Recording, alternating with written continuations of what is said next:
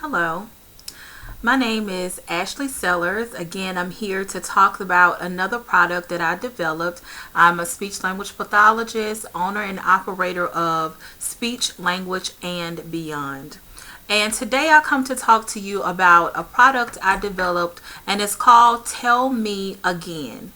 And this is a product, I have this written down so I'm not all day.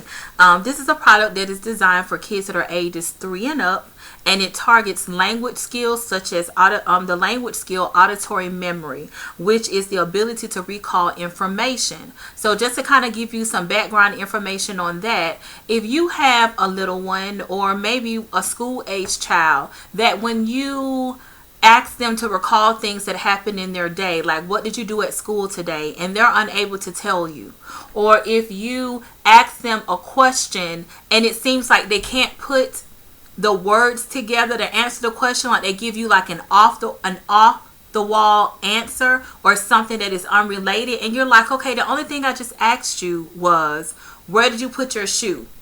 And they give you an answer like, oh, I eat in the kitchen, and that's very off the wall too. And they may not even say it to you that intelligibly, but it's just their inability to be able to recall their experiences and to be able to say it back to you in a sentence. And so it appears that they don't understand what you're saying. And we call that auditory memory. A child should, by the time they're 3 years old, they should be able to tell you what they ate for breakfast that day, where they hid, your shoe.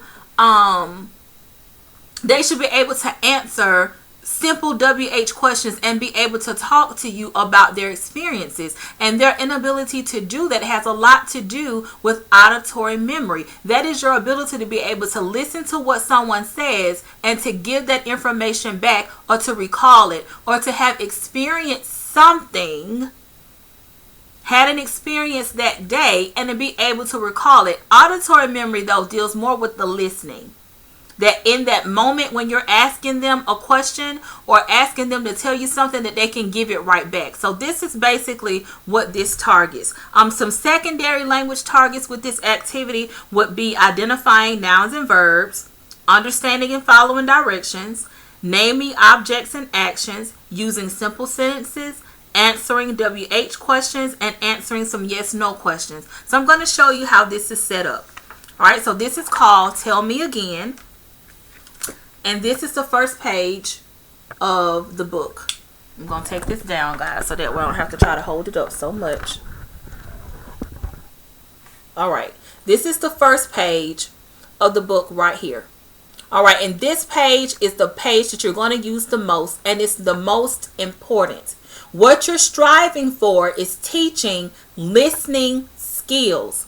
And a lot of times these children that are unable to answer your questions on the spot or tell you what happened during their day, they don't take that, their mind is running so much that they don't know what it is to pause, to stop, and to listen.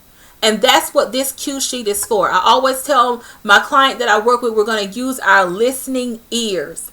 And in order to listen, you have to look. You have to use your ear to listen. And if I'm trying to show you something, I'm going to point it to it and show it to you, and I want you to give it back. So this is what I call the cue sheet, the Tell Me Again cueing sheet, because these are the cueing or cues or strategies that you're going to use with them to have them recall the information that you're going to put here. So the first thing you're going to do, and the way you're going to teach is, okay, first, look. So whatever pictures that you have here, you're going to have them look. Now I want you to listen as I point and I name them, and now I want you to repeat it. That's the cue you're going to use every time you put something here. But before we get into how it's used, let me show you the rest of the pages. All right, so here, what you have are different categories that we'll be working out of. You have places, actions, and on the flip side, you have objects and animals. Okay, so basically as a secondary target, before we even get to what we're actually using it for, if you're working on categories, you can take these bad boys off and have them say, okay, show me all the things. Show me all the animals. Show me all the action. Show me all the places. Okay, so you can automatically use this as a category activity if you want to. So the places that we have are, I think this one is school. Let me make sure because I have it written out in my directions. Okay, the places that we have is school, playground, house, store, and library. The actions that we have are running, riding, eating, jumping, reading. The objects that we have are pot, cup, book, ball, pen, animals, lion, dog, cat, pig, and bear. All right, so basically, because you're working on them being able to recall information, you are going to take all of these pictures. You're going to take them off. And we're taking them off. We're taking them off. And we're putting them in a pile. Okay?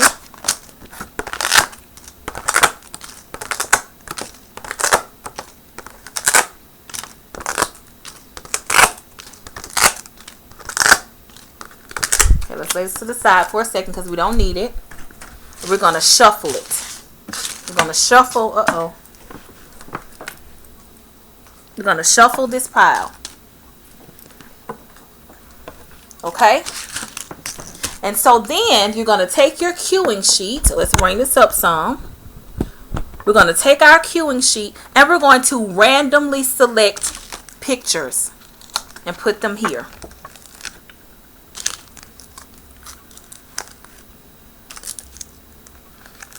Okay? So, these are the 3 pictures that we have. And we still have our pile here. Okay? So, this sheet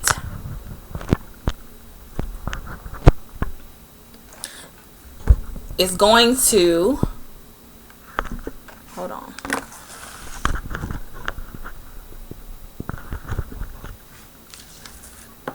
Alright, this sheet is going to be laying flat. Okay, but I'm holding it up so that you can see it. So we see we have our 3 pictures here. Now what the purpose of this is, you want them to name these pictures, remember the order they were put in, put them back in the pile, and have them recall this information to you. So basically what you're going to do first is use your cueing sheet. First you're going to say, all right, let's look and listen to the pictures that we have. So let's use our finger and we're going to point. Pig, reading, book. Okay, when I say it, I want you to say it after me. Pig, they're going to say pig. Reading, they're going to say reading.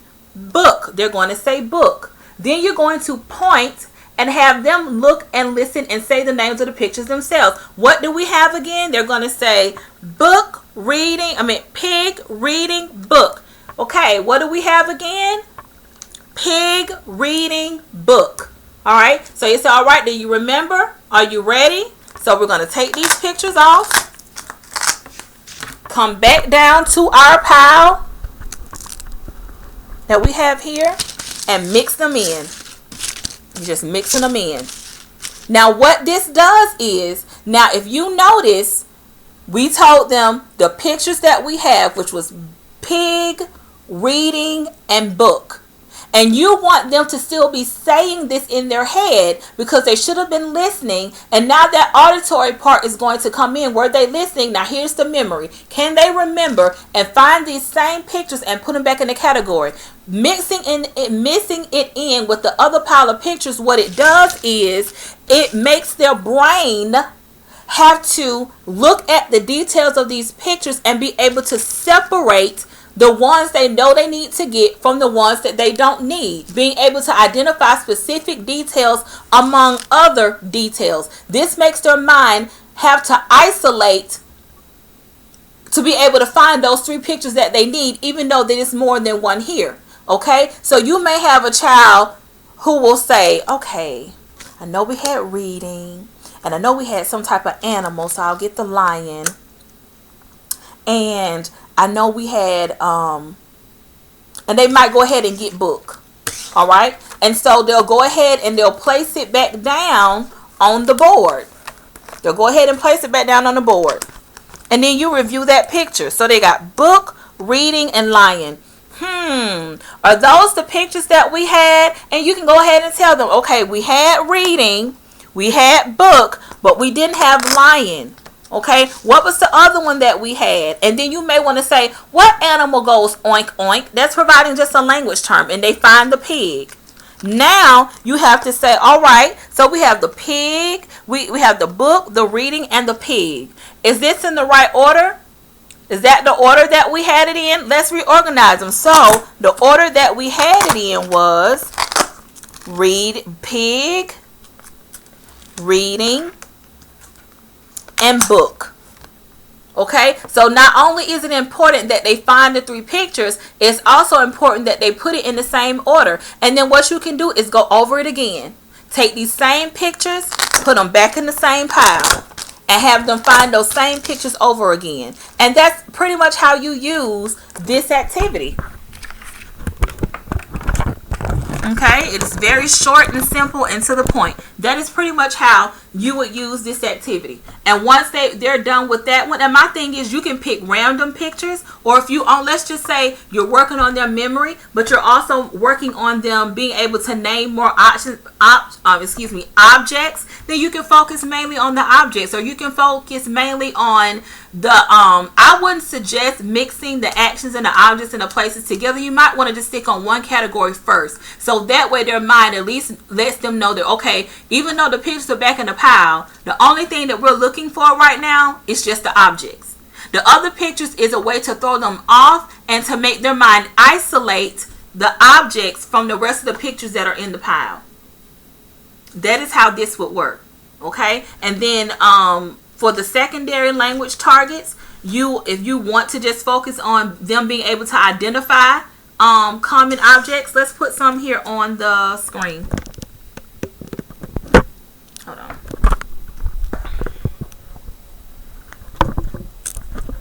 Sorry. Let's put some here. So we'll do pen, ball, and book. Now remember, we're not working on the auditory memory skill. We're just working on if you were kind of working on identifying objects. So you will tell them pen, pen, ball, book. Okay, or you may not even name it at all. You may, if you're doing identify, you may not name it at all. You show them these 3 pictures and say, where is the ball? And they should point to the ball. Where is the book? And they should point to the book. And if they get it wrong, then you provide correction. Okay, so if you're getting them to identify it, you don't name it first. You put the pictures here and then ask them to find the one that you need them to find. And if they get it wrong, you provide the correction. Let's just say you are working on object function. And remember, we're not focusing in necessarily on the auditory memory, but sometimes they need to pay attention and listen in order to give something back to you, so you can still use these cues if you need to. These are the secondary language targets that you can use for this activity. It can be used in more than one way. All right, so let's say you're working on object function. So then you may say pen, ball, book. Which one do we write with? Give me the picture of what we write with, and they will take off the pen and give it to you. If they gave you the book, you will provide the correction. Okay, which one do we bounce? Which one do we bounce? Can you give me that picture? They take it off. They give you the ball. They provide correction where necessary. Another way that you can flip this activity is so that they can start saying words and answer WH questions. Then you could say, what do you do with a book? Have them take the book off and say, read. We read a book. And you're just using it as a stimulation. So you can use this to cover those secondary language targets just like that. Okay. So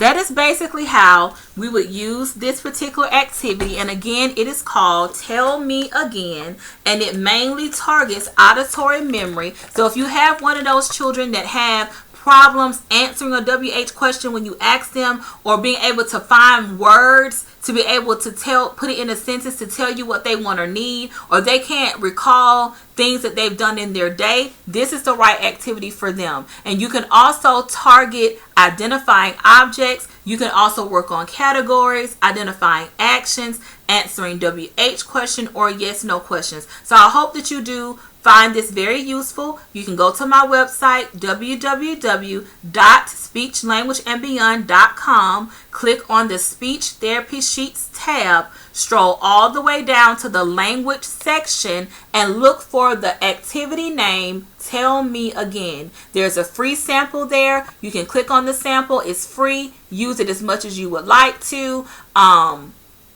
And I think for the sample, it may only include the cueing sheet, and you may have to provide your own pictures or something like that. I'm not quite sure how the sample is, but there will be a sample there. But if you want the entire activity so that you can use it as explained in this video, then add it to your shopping cart. When I've been notified that you have purchased it, I will email this to you, and it has an open password. I will not mail it to you, but I will email this to you. And in order for it to use this activity the way that I used it, I use cardstock paper. I have the laminating sheets that I put in my laminator, and I have the Velcro buttons, and of course you need color ink and your printer. That's all that it requires to be able to do this. So I hope that you found this useful. Please feel free to email me with any questions or concerns. Thank you.